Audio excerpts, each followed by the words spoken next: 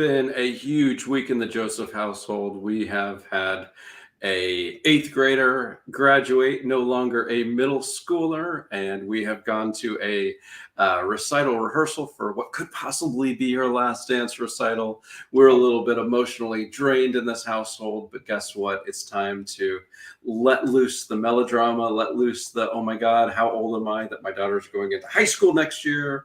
We're going to talk comics, and we have got an amazing project to talk about. You may have many very truthful loves, but we have one true love tonight. And before we get into that, Will, one of my many true loves, Will, how are you this week? Doing great, and we'll have to chat offline about feeling old, buddy. You may have me by a couple birthdays and a couple twin boys who are adults and out of college. So yes, offline we may have to go down that stroll so I can feel like chipper and young and footloose and fancy free. Get off my lawn, youngster. Well, we only have one project to talk about, so instead of doing the 30-second pitch, I'm going to ask our creators of One True Love to introduce themselves. Now, Mario, we've met you, so Jay, if you could introduce yourself first, and who are you, what do you do, what makes you tick, and what is your one true love? You going, Mario, or is it? It's you, Jay. My name's Jay Sheik. If I have a one true love, it's probably comics, to be honest. It's like I went to school to be an animator and fell back into, we're calling it that, or my first true love, which is comics. I'm the artist writer of Hush Ronin from Band of Bards. Been in a number of anthologies doing horror, crime. I want to say that I'm typecast, but those are the kinds of things that I tend to gravitate towards as a reader and definitely as an artist as well. Mario and I've worked on a number of things in the past, and this is the biggest kind of culmination of that periodic collaborative relationship we have. Nice. It sounds like you work in visceral storytelling. What is it? Are you drawn to that, or is your do you feel your art draws writers to you for that? I think it's maybe a little bit of both. I'm definitely, I like when it comes to things I love to draw. I'm big into the human figure. I like realistic kind of stories and storytelling.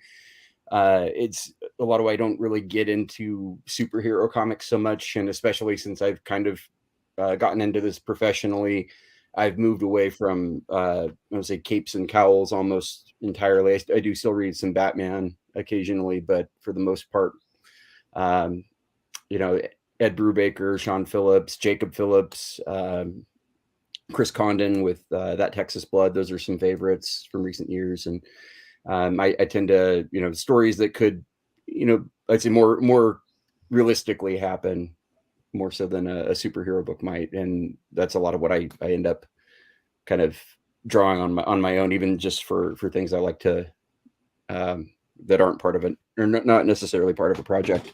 Oh, awesome. All right. So Mario, you are here for I believe the Purple Eyes anthology, which was an amazing concept and a really cool idea.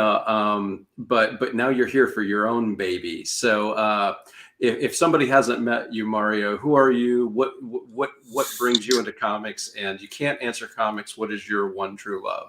Oh, I got a great answer for that one. Hey guys, my name is Mario. I'm a writer and comedian.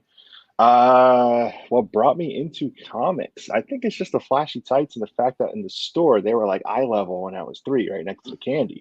Right. My first comics were like Count Duckula and Police Academy and Heathcliff, and then I graduated from X-Men and I kind of stayed stuck in X-Men all the way up till now. But I still mess with Brubaker. I have everything he and Phillips has done in a hardcover.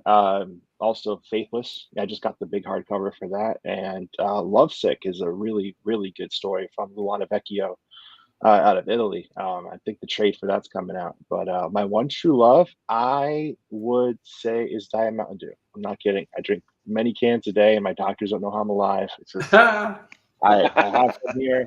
I'm sponsored by them apparently. Hey, you know what?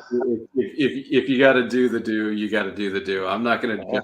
I was big time in Diet Coke, like in a way that I probably have a Coke shaped mass of aspartame in my liver. I have just do it, but it's spelled like DEW is tattooed on my side. So yeah. So I know your addiction. I know your pain.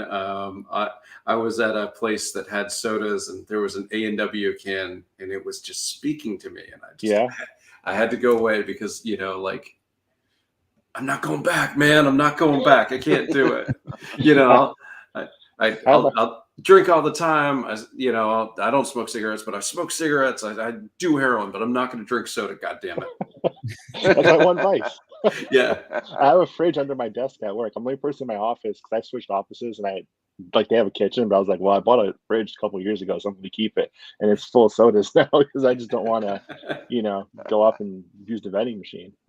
God bless you. I love it. Will, what's your one true love? Gotta put the co-host on the spot. My wife, of course, of many years, but see, my wife doesn't listen to the show, so I don't have to answer that. But apparently, okay. we got a listener, and thank you very much, Stace. We appreciate it.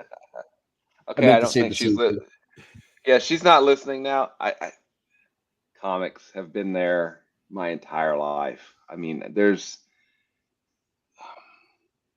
something magical about the efficiency and the beauty of a comics page and the ability to tell a story in the mixing, of words and pictures that,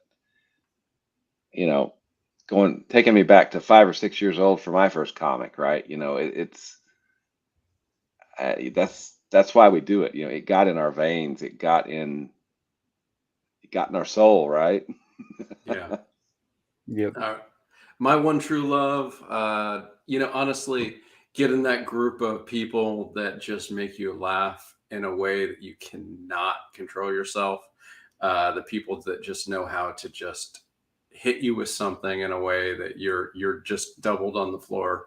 Got to pull off the road because you can't drive anymore. So my one true love is laughing hysterically because somebody knows how to get you. I do love my comics. I do love my wife.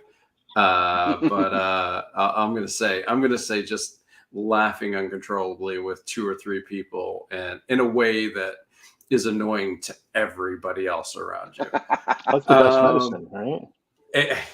Hey, you know what? It saved me from my aspartame asphyxiation.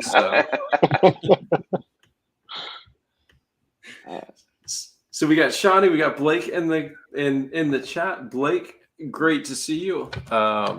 Who needs Cape Comics when you're making the noir event of the summer, baby? And let's get into the noir event of the summer. I'm going to pull up the page and we're going to check this out. While I do, Mario, did you approach Jay? Jay, did you approach Mario? How did this project first start?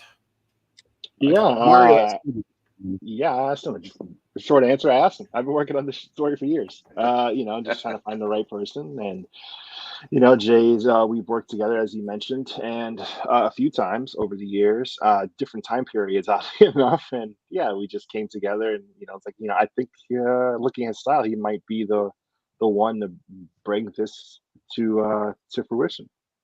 I'm always right on your side, Jay.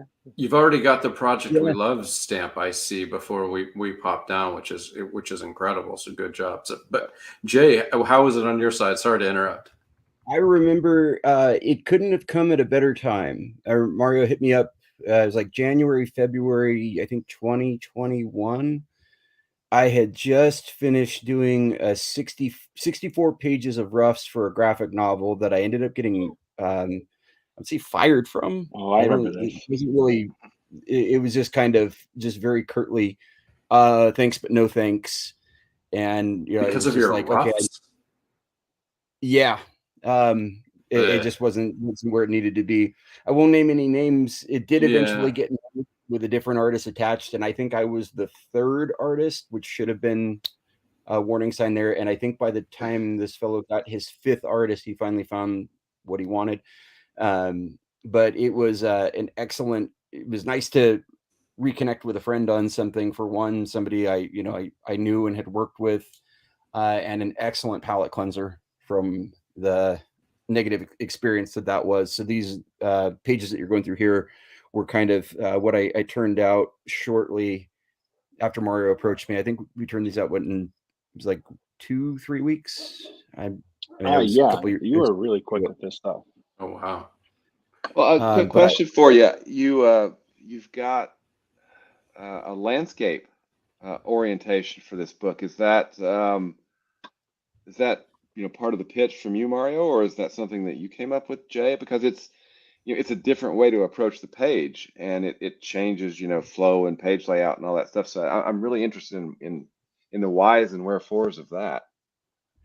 That was Mario's decision, I think, to go with the landscape format. I'd never really done one. I've done some square comics prior, but it's been fun to work with. It lends itself very well to those like 16:9 kind of like a film frame kind of panel.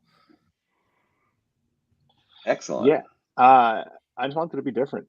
Right, I want to challenge myself. I want to mess with people's bookshelves if we get this made.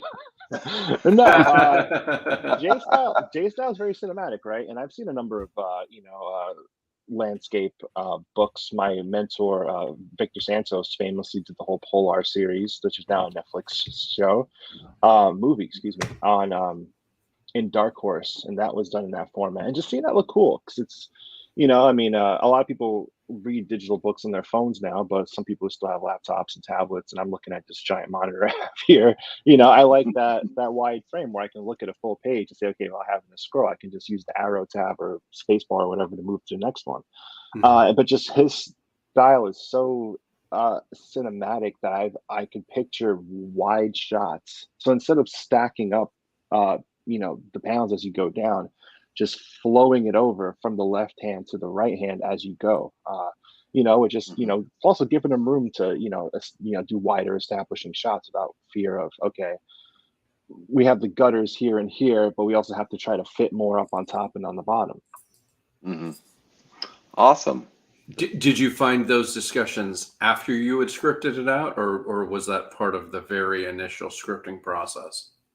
It was not part of the script. I mean, my scripts are boring, right? Just page 1, panel 1.2. This happens, Right. And then I just this is one of the rare books I don't get involved in really for like at least the first few pages of, okay, this is how I see this page, laying out, or I put little notes for like how I see the flows with regular portraits, landscape comics. I'll put, okay, narrow panel from the sides, like taking up right to left and then stacked underneath that. And then I'll just put little things here and there to try to, mess with the shape so that way I get my image across. I just left it open to Jay for better or worse.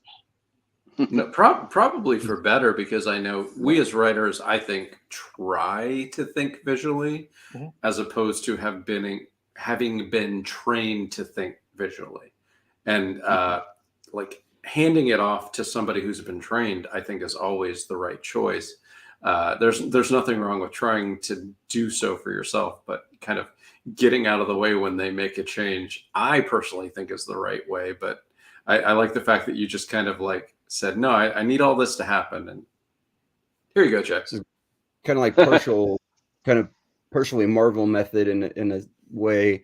What I like about it too with the landscape, and this is something I run into with let's say a lot of scripts, you get to a new page, you get to panel one kind of has to do panel 1 stuff of setting up whatever that new page is about. And sometimes it's, panel 1 is a fairly small moment, then you get to panel 2 and that's a big moment.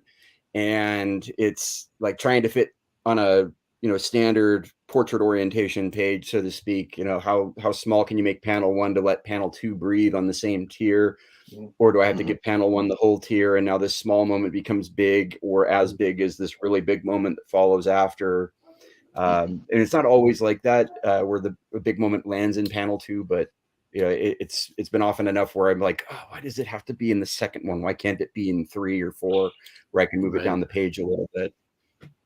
Like if That's you it. look at the Gotcha. preview, sorry, Yeah. if you look at the preview pages, like the first one, his establishing shot takes up almost the entire left hand side, and then it just goes on to two smaller panels, which we kind of mirror for the fifth page of this preview.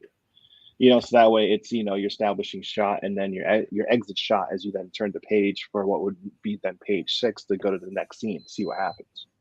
hmm So, from a panel density standpoint, the amount of story that we can pack into a page, and I'm thinking, the portrait orientation, comics these days seem to average 5 panels per page or something along those lines. Mm. And you can do a lot with that, but you can really mess with that format by changing it to landscape. And I really like the call out to that cinematic nature, because on this page right here, for instance, I know there's 3 different panels here on the side, but that immediately reminded me of a film strip.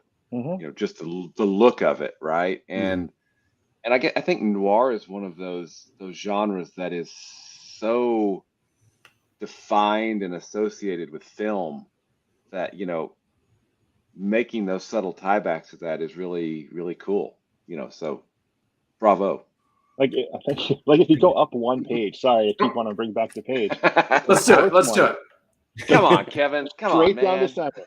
Straight down the center. It's honestly like frame for frame, a repeat. If you see that, just Yes. Uh-huh. Yeah. Yeah, absolutely. And that's I'm glad you picked that up.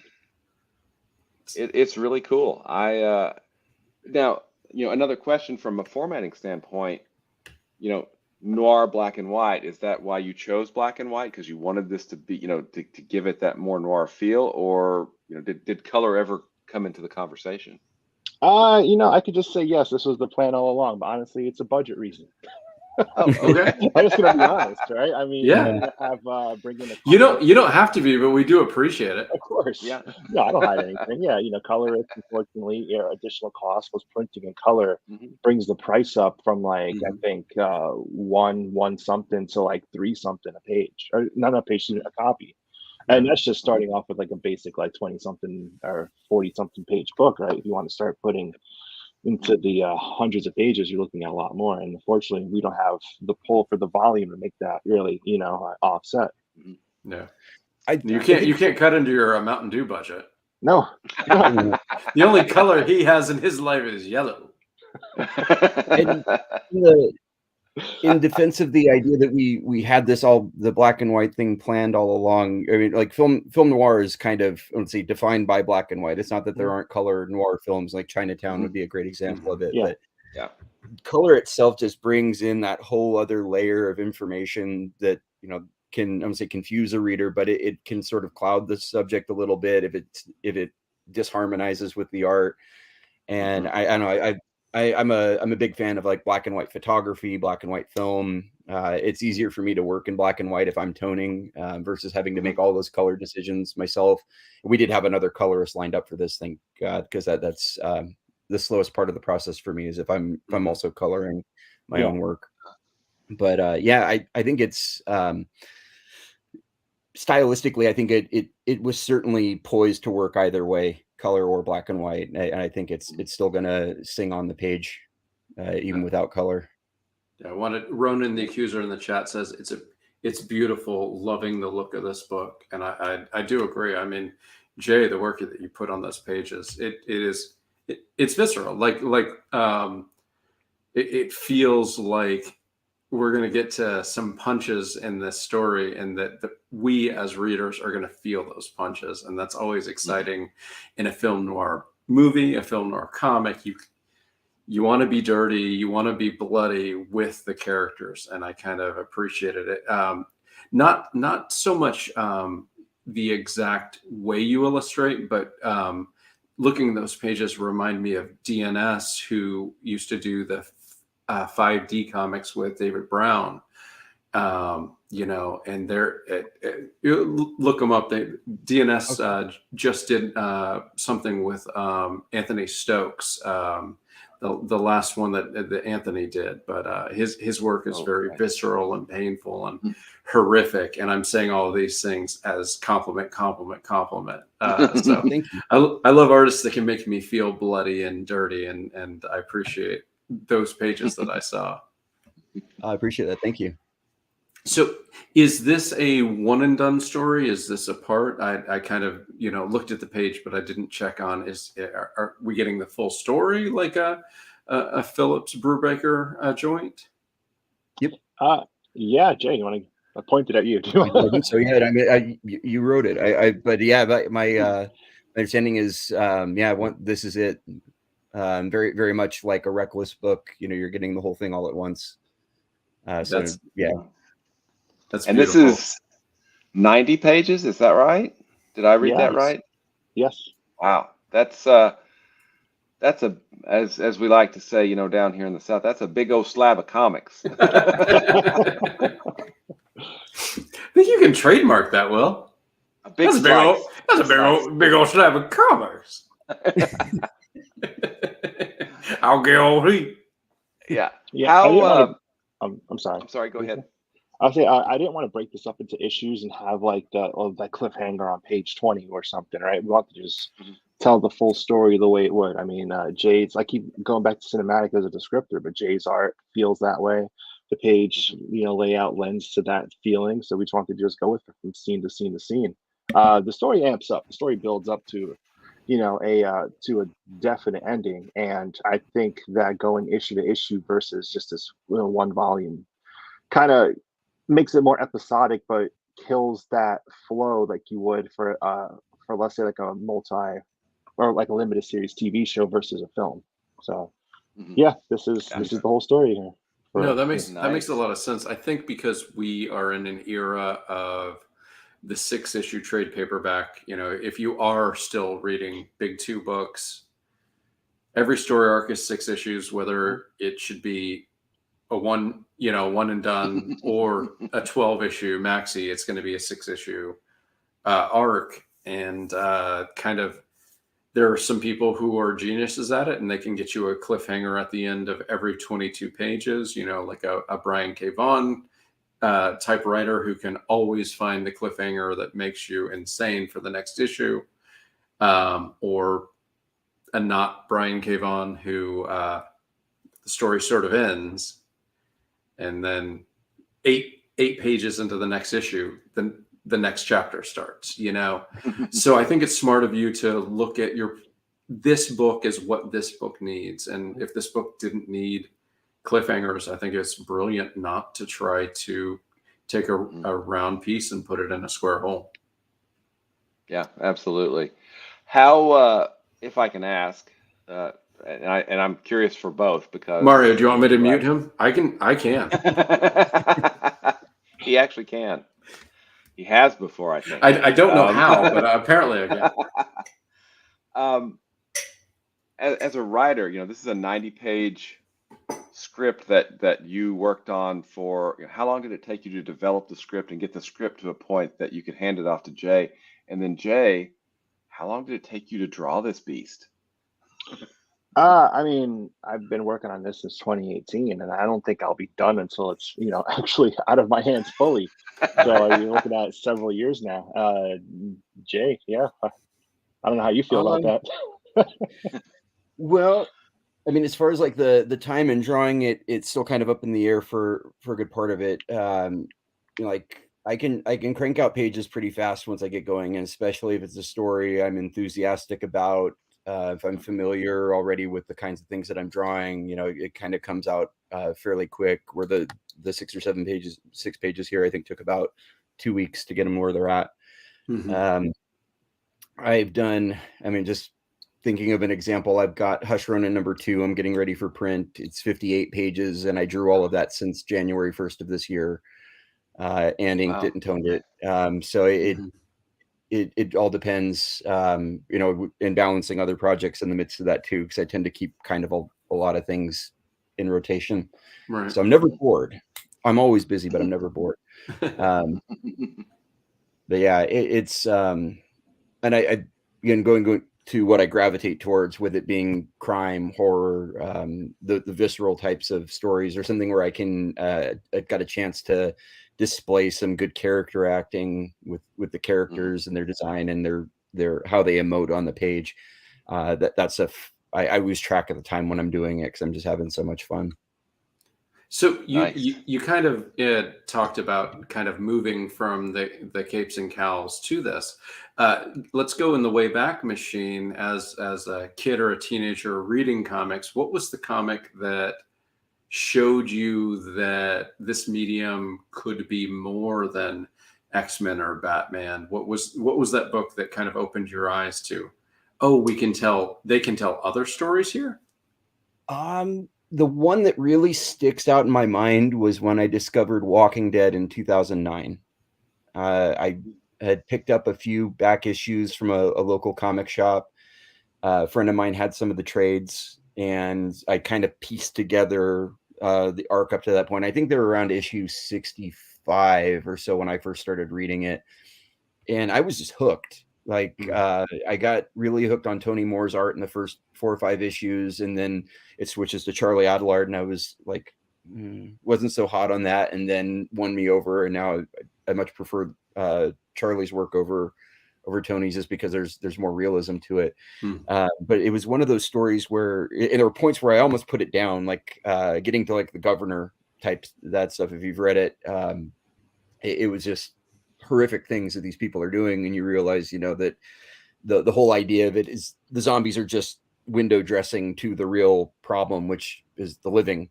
That they're the real trouble in the story. And it was, not a superhero to be found in there. I don't say even any real heroes necessarily. Everybody's got a dark secret that they're hiding in that book. And yeah, it just I'm trying to remember what else I was reading at the time, because comics have kind of ebbed and flowed for me. I remember getting really heavy into like Ultimate Spider-Man when that came out 20 some odd years ago, and how they had kind of rewritten the whole Spider-Man narrative, but with that lens of hindsight that let them kind of fit things more neatly together. Right. But it was still hero books up to that point, I think. Yeah, I got Ultimate Spider-Man on Comixology. They had a sale. It was like $99 for all like 260 issues or whatever, from 1 all the way through like 30 issues of Miles Morales. And I was like, well, this is the only chance I'll ever afford to read this. So I popped it on, and there is a lot of extremely good stuff in that. There are some people that love Bendis. There are some people that hate Bendis. I would say that Ultimate Spider-Man is some of his better work. Well, and Mark Bagley as artist on that. That team stayed together for about 90 issues or something. It was a long time. Yeah, that huge number. Sarah Pichelli took over at one point, but Bagley was on it forever. They kind of defined Spider-Man for me as a kid. I picked up on Spider-Man right around issue 350 is the first Spider-Man comic I remember reading. And that was back in the Eric Larson days. And that sort of transitioned from Larson into Bagley and Bendis.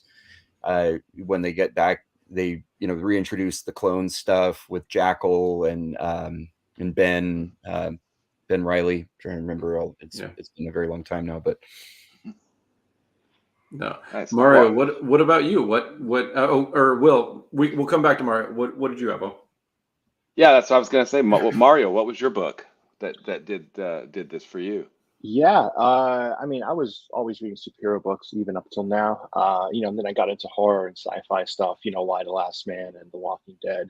But the one book that showed me what comics could be rather than what I was seeing was The Alcoholic by Jonathan Ames and Dean Haspiel from Vertigo. I think that's like 2006, maybe. Amazing story about just this guy's struggle with alcohol. Jonathan Ames is a comedic writer. He did several novels. He did the show Bored to Death. But yeah, the story starts off with a guy getting a blowjob in the car from an elderly woman, and then it rolls back to his first sip of alcohol as a kid. So, just showing trials and tribulations of that kind of coming of age story, and coming a fuck up story. To be honest, I don't want to attack anyone else's writing, but if someone's telling me that receiving that is your rock bottom, I'm gonna say bullshit on you.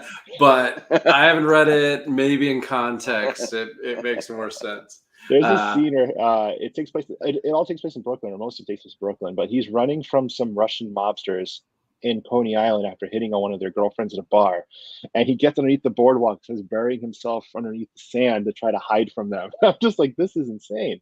Another one is 12 Reasons I Love Her from Jamie Rich and Joelle Jones. It's just an amazing love story.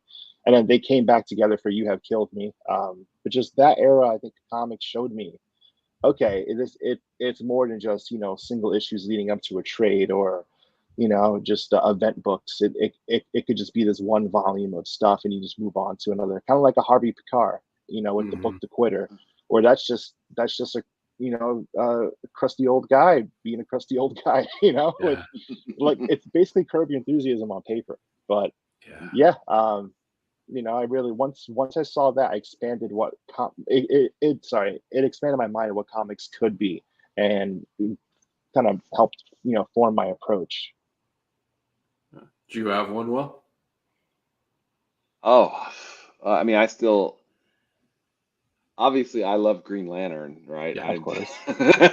So I mean, the hero books, I don't really buy as many of them.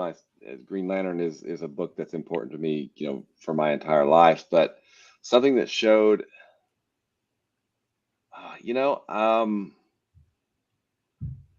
again, I'm old, so I think probably Alan Moore's Swamp Thing.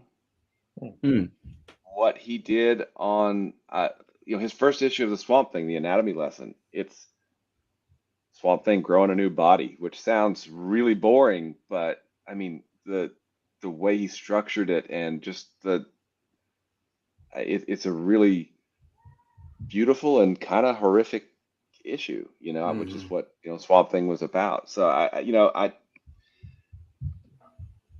would have to say probably that, just because I'm so old, and that was what's going on at the time. I'm slightly younger, but still old enough for Alan Moore to be my answer too. Mine was V for Vendetta.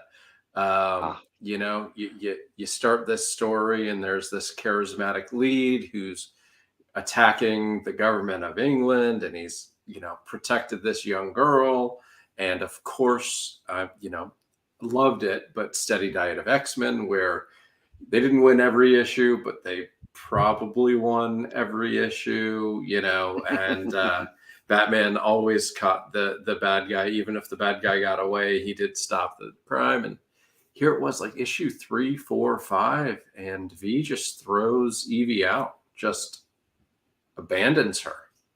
And I know it's a 10-issue miniseries, and it broke me. I was like 13 years old, and it broke me that the protagonist could do this to this girl. And I actually met David Lloyd.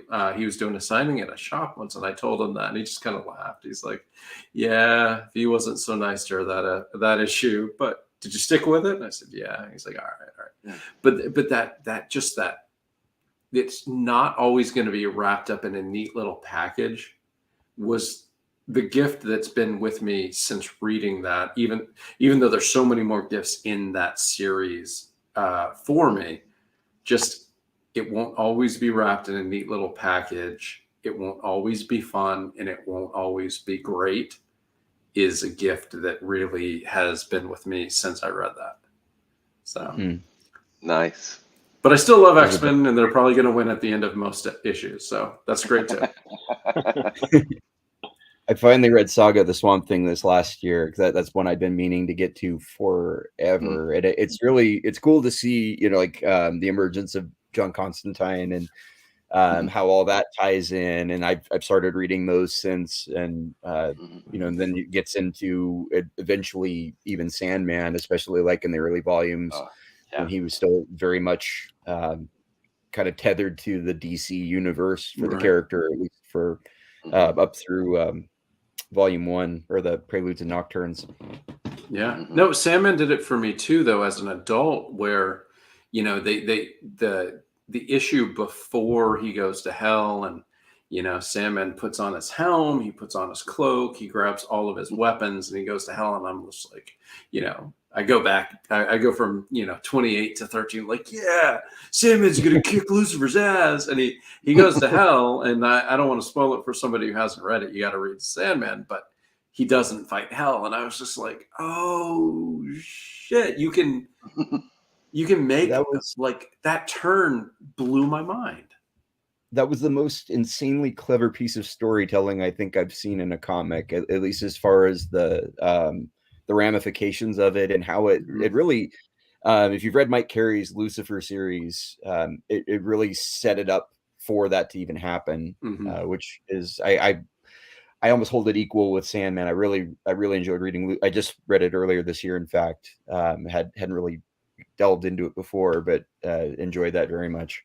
Oh, that's awesome to hear. I actually have not read it, but I've got to put it on my, my library app. I need to grab that. It's superb. That's awesome. Nice. Well, it's 11:35. Let's talk other projects that you guys have done.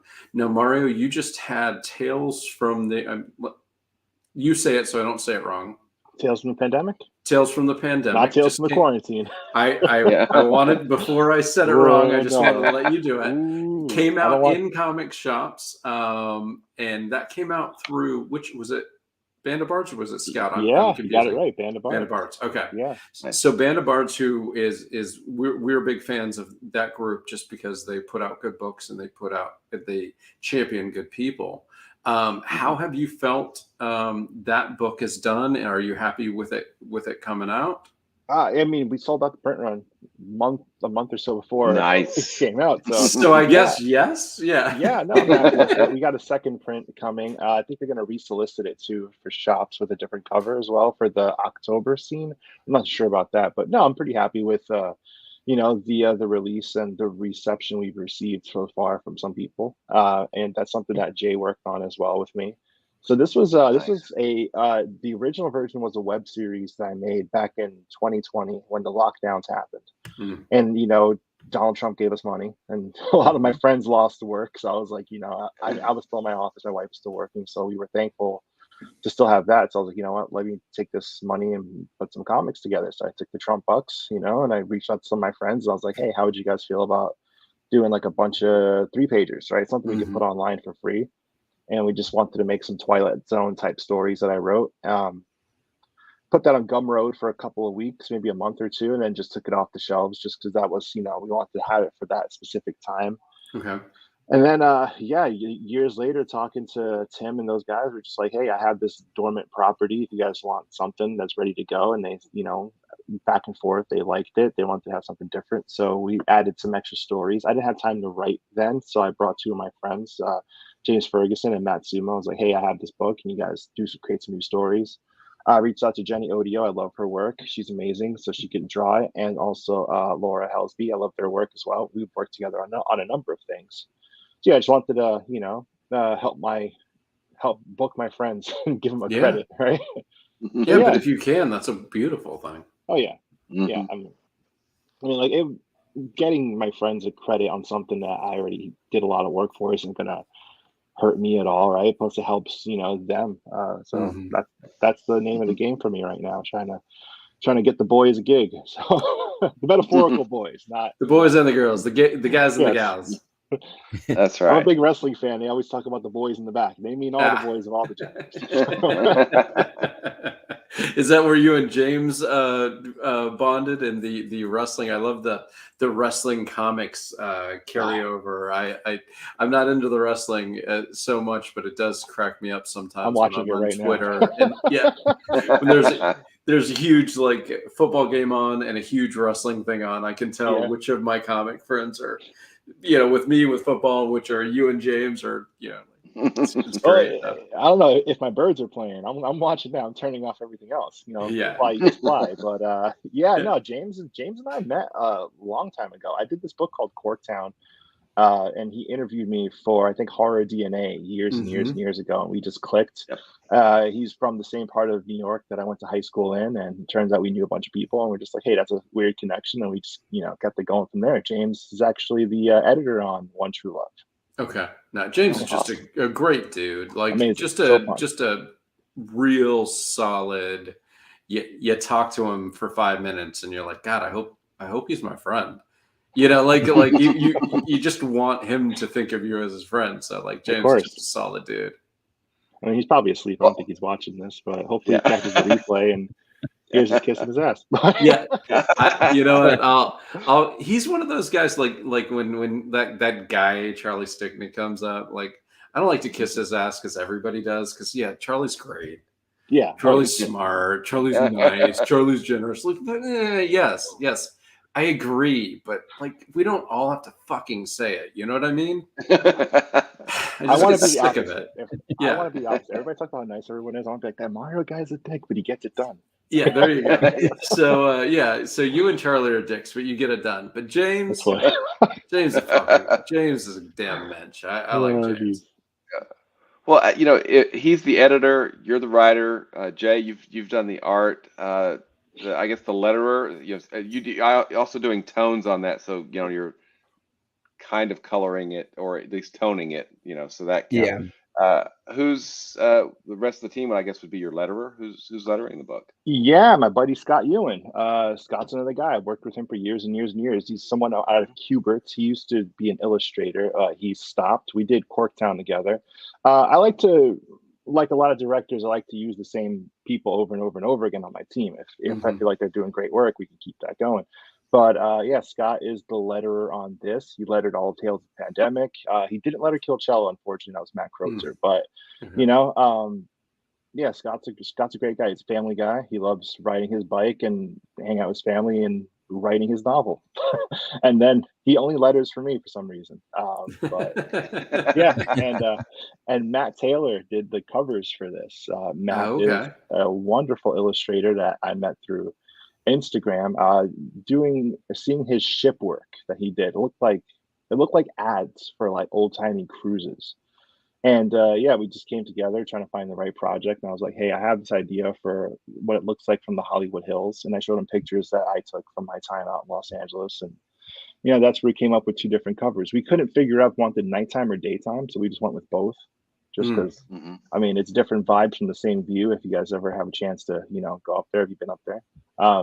Los Angeles, for all its smog and bad crime and all sorts of stuff, has beautiful areas, and But if it didn't have bad crime, we wouldn't have noir. No. So you have to take like Facts of Life. You take the good, you take the bad. By the way, Will, we are still watching the Facts of Life. It is fucking awesome. By the way, we're deep into season 2. Joe's there. It's gorgeous, guys. Go to Tubi, rewatch Facts of Life. It is an adventure. Now I got the theme song stuck in my head.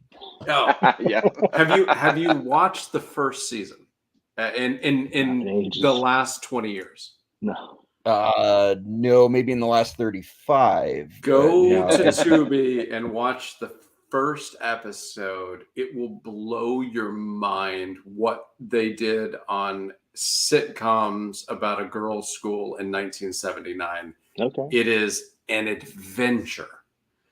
It was 79. It was like 78, 79 that Facts of Life started, and then it went through about 86 or 88. It went forever. Okay. So, like, all right, guys, we only have one project, so I'm going to go on my Facts of Life. I watched what I thought was the pilot, which is not true, but it's the first episode of Facts of Life, just on a whim, and it blew my mind. And I don't want to spoil it because I want you guys just to go to Tubi and watch it. But Mrs. Garrett was like, I've been working in Charlotte Ray's the actress. I've been working in television for 60 years. They have just given me my own show. I'm going to effing go for it. And she held nothing back. And then insanity happens. And so for 4 episodes, it's just full on insanity. And then they kind of dial it back for the next 9, and it's still pretty crazy. And then the next year, they kind of fire almost every girl except for Natalie, Tootie, and Blair. And they bring in everybody's favorite Joe. And I thought maybe I'd Okay. stop watching it because I thought maybe it'd get good, but not good enough to keep watching it. But once Joe gets there, it's a damn good show. So I think I'm just a Facts fan. Guys, watch the first episode. I promise you. I promise you. It is going to blow your mind. Watch it from I'm just watching it as like a communication major. Like, oh, this is what they did. This is the choices they made. Guys, you got to watch it. That's all.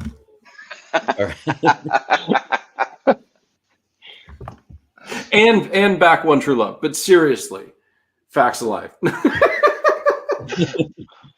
And tonight's show is sponsored by Tubi and the Facts of Life.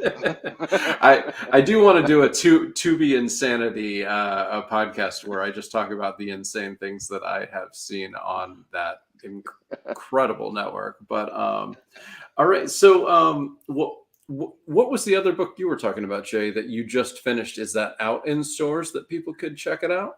Hush Ronin, the first issue has been released. Came out in January. Issue 2 is currently available for pre-order through Diamond, Okay. and or through the Band of Bards website. It's going to hit shelves in August. 58 pages total. I'm releasing it more or less quarterly. I'm working on it more. I'm by myself. I've got a couple of editors that I work with, and I have Leland Bjerg doing letters for me on that one. But it's very similar to One True Love in terms of the artwork, realistic human figures, black and white toned art, like an old, and like picture like Sandman mixed with an Akira Kurosawa film. It's sort of a story about story, so there's kind of magical realism to it. I've got one other going with Band of Bards that has not been solicited yet. The first issue was done. It's got a very long title. Christopher Kubrick, Nebraska and Matilda Save the World from Fucking Nazis. Written by Chuck Satterley and Jason Michalski. So it's a fantasy, huh? Yeah. Kind of like alternate history. If the Nazis, but the Nazis don't come back. What? Like, no, I'm sorry. More like if they had won World War II before it even started. So a lot of things that have happened in, say, modern history after World War II haven't happened yet. So people like JFK are very much alive and possibly being the pirate captain of a submarine or various other things. Nixon didn't have his. He didn't have quite the same moment in the sun. So there's that one that's going. So I'm going to stop you for a second. So how do you, when you come up with this concept, where do you start with that? So you're like, okay, so the Nazis won. Where do you find the story when you put a book like this together? That one, well, I'm not the writer on that one. Okay. And I know Chuck and Jason, they just they'll get together and strange things will happen. I'll hear about it on Discord, or they'll come back into the DMs on Twitter, and I can tell something has happened. It's like a couple people leaving a room and coming back with their shirts on backwards and messed up hair, kind of thing. Not that they're not going to apply that here, but same kind of the like vibe. A brain baby has been conceived, and strange things are afoot at the Circle K, huh? Yeah. Yes. Yeah. I'm thinking of Madeline Holly Rosling's like Boston Metaphysical Society.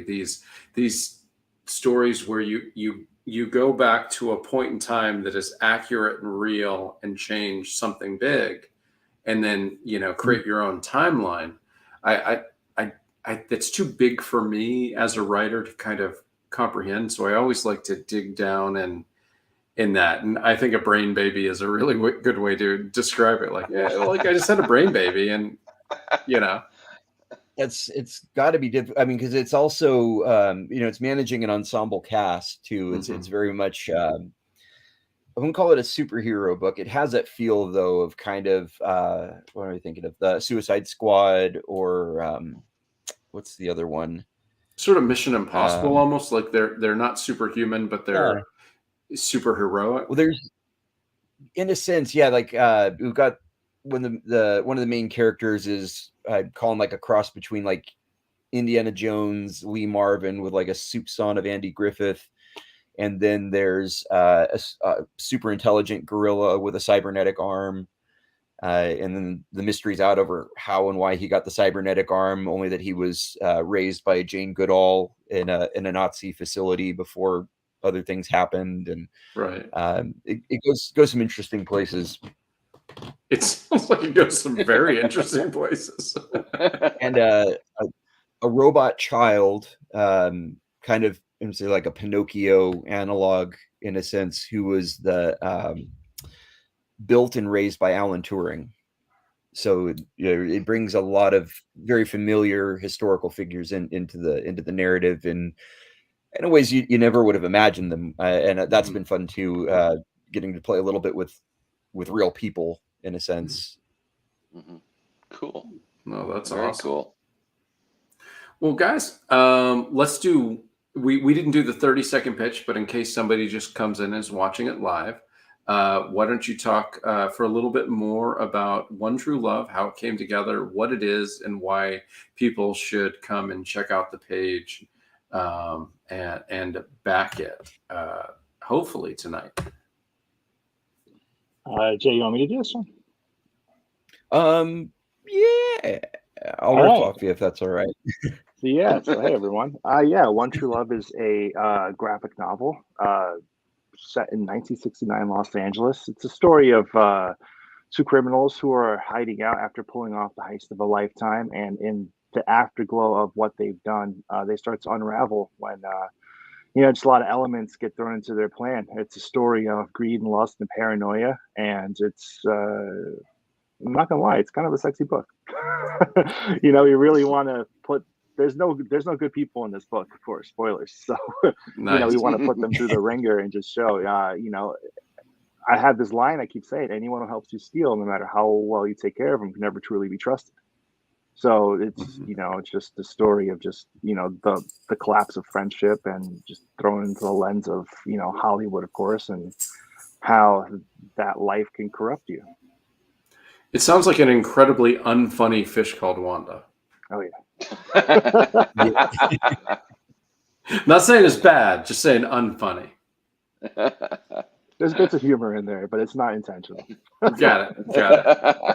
All right. Well, guys, we really appreciate you coming and joining your Friday night with us. Good luck with the rest of the campaign. One True Love on Kickstarter. Give it a look, give it a back. And when you guys have another book, we pretty much do crowdfunding here, but Will and I can break the rules. If you got a book coming out on a Wednesday and you want us to hear about it, we'd love to do so. So thank you. Have a good night. Shawnee, Blake, anybody else? We just got a comment that last second. So let's get Shawnee says, have a great night, folks. No, you, Shawnee, you have a great night. And we appreciate you joining us.